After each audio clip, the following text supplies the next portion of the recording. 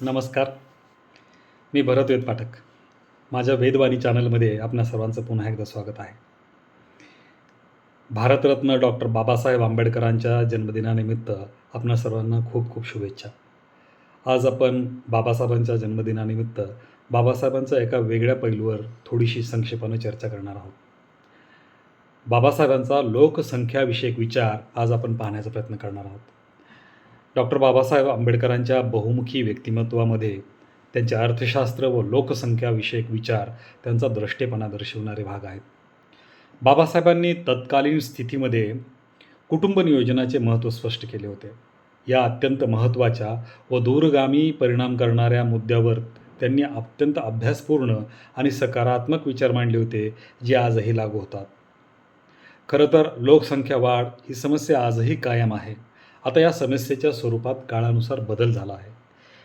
तो बदल असा आहे की काही देशांना, काही समाजाला असं वाटत आहे की लोकसंख्या वाढ ही त्यांच्या दृष्टीने उपयुक्त बाब आहे किंवा वर्चस्ववादाचे शस्त्र बनले आहे, असा त्यांचा समज बनला आहे.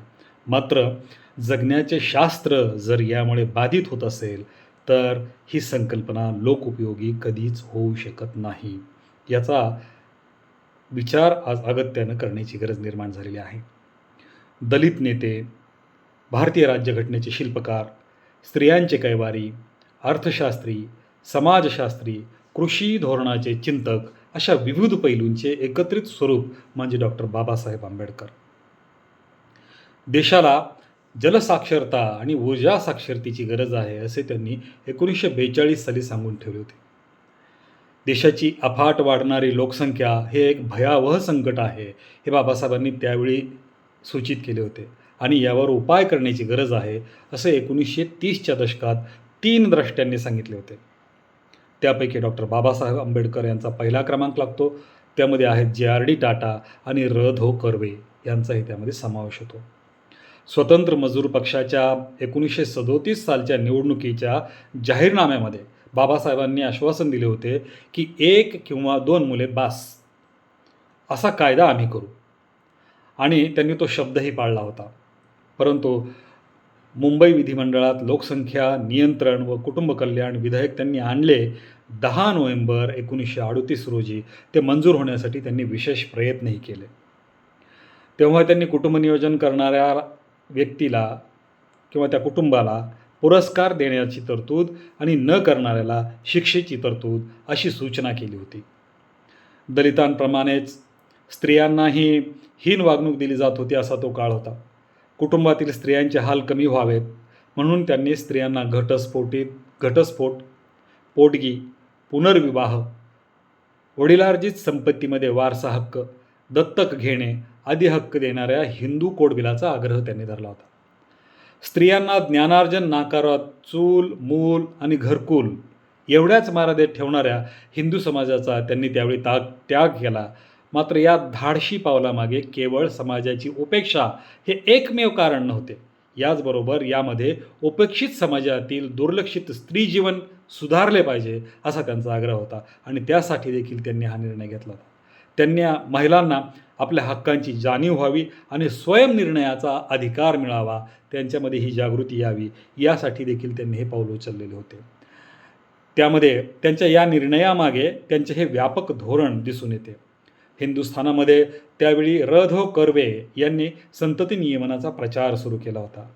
मार्गरेट सँगर यांनी अमेरिकन बर्थ कंट्रोल लीग 1921 स्थापन करून अमेरिकेत संतती नियमनाची चळवळ सुरू केली होती. हा त्यावेळी याबाबत पुढाकार घेणाऱ्यांपैकी काही नावांचा विशेष उल्लेख इथे आपण आवर्जून केला पाहिजे. याच सँगर 1935 संतती नियमनाचा प्रचार करण्यासाठी हिंदुस्थानामध्ये आल्या होत्या. महात्मा गांधीजींबरोबर त्यांनी भेट घेऊन या संदर्भात चर्चा केली.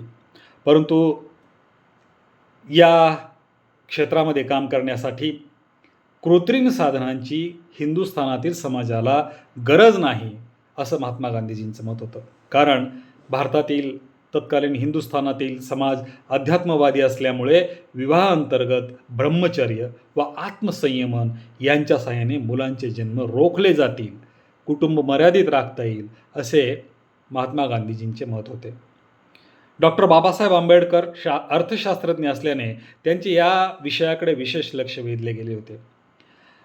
लोकसंख्या नियंत्रण आणि संतती नियमन या प्रश्नाकडे लक्ष वेधताना त्यांनी हा मुद्दा विचारात घेतला की ब्रह्मचर्य व आत्मसंयम हा विचार वासनेला बळी पडणाऱ्या लोकांसाठी उपयुक्त नाही, असे बाबासाहेबांचे स्पष्ट मत होते.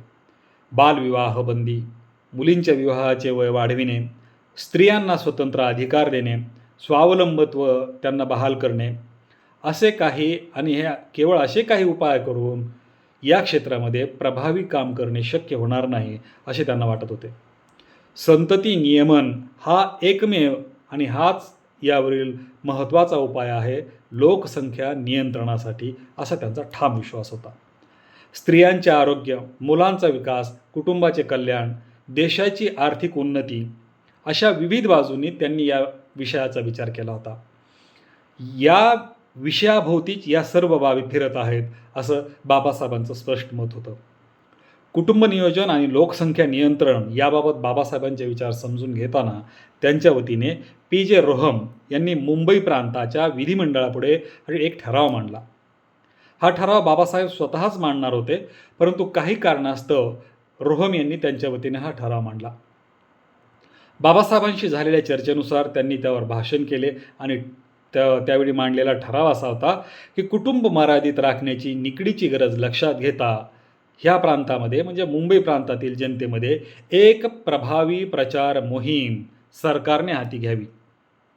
प्रत्यक्षात जन्म नियंत्रण करण्याच्या दृष्टीने पुरेशा प्रमाणामध्ये सोयी पुरवाव्यात अशी शिफारस विधानसभा शासनाला करीत आहे.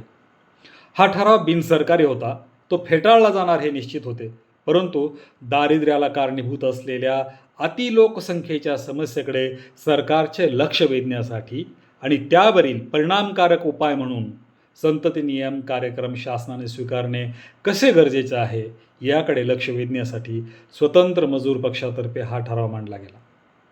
डॉक्टर बाबासाहेब आंबेडकर हे स्वतंत्र मजूर पक्षाचे मुंबई विधानसभेतील नेते होते. या ठरावावर श्री BK गायकवाड यांनी भाषण करून अनुमोदन दिले, परंतु ठराव 52 विरुद्ध एकमताने फेटाळला गेला. दुर्दैवच म्हणायचं. अध्यात्मवाद आणि धार्मिकता यांनी झपाटलेल्या भारतीय समाजाला बाबासाहेबांच्या दूरदृष्टीचे विचार त्यावेळी समजलेच नाही किंवा पटले नाही. परंतु या ठरावाने बाबासाहेबांचा द्रष्टेपणा, काळाच्या पुढे जाऊन देशहिताचा विचार करणे, दरिद्री लोक आणि स्त्रिया यांच्याबद्दलची कळकळ मात्र स्पष्ट होते. स्वतः दलित व दरिद्री कुटुंबात जन्माला आल्याने त्याचे चटके बाबासाहेबांना बसले होते याची जाणीव त्यांना होती. त्यामुळे अशा माणसांना संतती नियमन हे वरदान आहे असे त्यांना वाटत होते. सतत जन्म द्याव्या लागणाऱ्या स्त्रियांच्या दुःखाकडे त्यांनी यातून लक्ष वेधले होते. हे खरं तर स्त्रियांवरील एक संकटच आहे व ते पुरुषांनी त्यांच्यावरती विचारात न घेता लादले आहे असे बाबासाहेबांचे मत होते.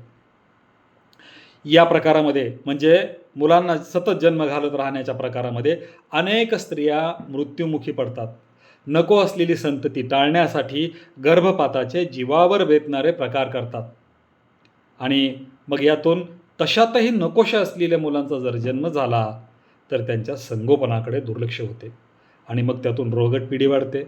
त्यानंतर त्यातूनच गुन्हेगारी भर घालणारी पिढी देखील वाढत जाते. हे एक दुष्टचक्र आहे आणि हे दुष्टचक्र थांबवायचे असेल तर रितसर लोकसंख्या नियंत्रण आणि त्यासाठी आवश्यक उपाययोजना केल्याच पाहिजेत असा बाबासाहेबांचा आग्रह होता. हे दुष्टचक्र थांबले पाहिजे असा त्यांचा विचार होता. कोणत्याही कारणाने एखाद्या स्त्रीला मूल होऊ देण्याची इच्छा नसेल तर तिला गर्भधारणा टाळता येण्याची तरतूद असली पाहिजे, तशी शक्यता असली पाहिजे.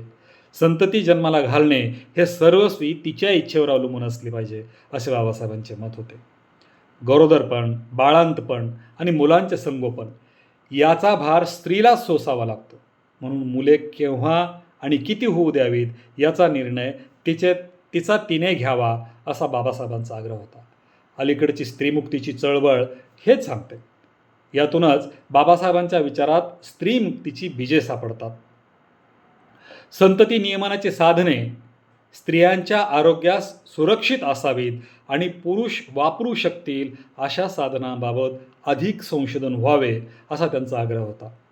आजच्या या प्रगत काळात याबाबत मोठे काम झालेले आहे, परंतु साधने नसताना आणि असा विचारही गृहीत धरला जाणार नाही अशी स्थिती असताना बाबासाहेबांनी मांडलेले हे विचार धाडशी तर होतेच, तसेच ते दूरदृष्टीचे होते हे आज स्पष्ट होते. मात्र महात्मा गांधींनी याबाबत आत्मसंयमनाचा मार्ग स्वीकारण्याचा आग्रह धरला होता.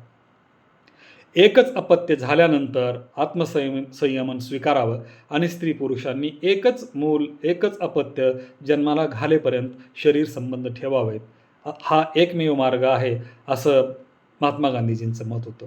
त्यासाठी विवाह अंतर्गत ब्रह्मचार्य पाळावे हा संतती नियमनाचा एकमेव मार्ग आहे असे ते म्हणत होते. परंतु एकमेकावर प्रेम करणारे तरुण पती पत्नी एकत्र राहत असतील तर त्यांना कामवासनेचा मोह टाळणे अवघड आहे. अवास्तव नीतिकल्पनांच्या आधारे विवाहांतर्गत ब्रह्मचार्य ही संकल्पना मानवी स्वभावाला धरून नाही, सहज प्रेरणांचा कोंडमारा करून जरी स्त्रीने इच्छेविरुद्ध आत्मसंयमन केले तरी पुरुषाला जमले पाहिजे, अन्यथा एकतर्फी आत्मसंयमनाचा उपयोग होऊ शकत नाही. म्हणून याबाबतची साधने हे स्त्रियांसाठी वरदान ठरतील असा बाबासाहेबांचा दृष्टिकोन होता. बाबासाहेबांनी म्हटले आहे की शारीरिक, मानसिक किंवा आर्थिकदृष्ट्या दुर्बल माणसांनी जन्माला घातलेल्या अपत्यांना खूप काही सहन करावं लागतं. आर्थिकदृष्ट्या मागासलेपणाचा बाबासाहेबांना स्वतः अनुभव होता. त्यांच्या वडिलांना 14 मुले होती. ते 14वे होते. मांजरपाटाचे शर्ट, फाटके कोट, वाहनांचा अभाव, खिशात पैसे नसणे, अशा स्थितीमध्ये एल्फस्टीन कॉलेजमध्ये शिकत असताना त्यांनी या परिस्थितीचा सामना केला होता. त्यांच्या या हलाखीच्या अवस्थेला एवढी मुले जन्माला घालू देणारे त्यांचे वडील जबाबदार होते असा त्यांचा ग्रह होता. देशातील दारिद्र्याबाबत बाबासाहेबांना चिंता तर वाटतच होती. भारत हा हमाल आणि भिकाऱ्यांचा देश होऊ नये असे त्यांना वाटत असे. लोकसंख्या वाढीचा केवळ अन्नधान्य पुरवठ्यावरच ताण पडतो असे नाही, तर शिक्षण, आरोग्य याबरोबर सर्वच जीवनावश्यक बाबीवर त्याचा प्रचंड ताण येतो असे त्यांनी प्रतिपादन केले होते. याच कारणामुळे आपल्या देशात जंगल, जमीन, चराऊ कुरणे हे लागवडीखाली आणली गेली आहेत हे त्यांनी त्यावेळी लक्षात आणून दिले होते. परिणामी शेतीस आवश्यक असणारी गुरे व शेणासारखी सेंद्रिय खते यांचा तुटवडा भासत आहे ही बाब देखील त्यांनी लक्षात आणून दिली होती. मात्र काळाच्या पुढे असलेले बाबासाहेबांचे विचार त्या काळातील धार्मिकता आणि अध्यात्मवादाने पछाडलेल्या समाजाला पचले नाही.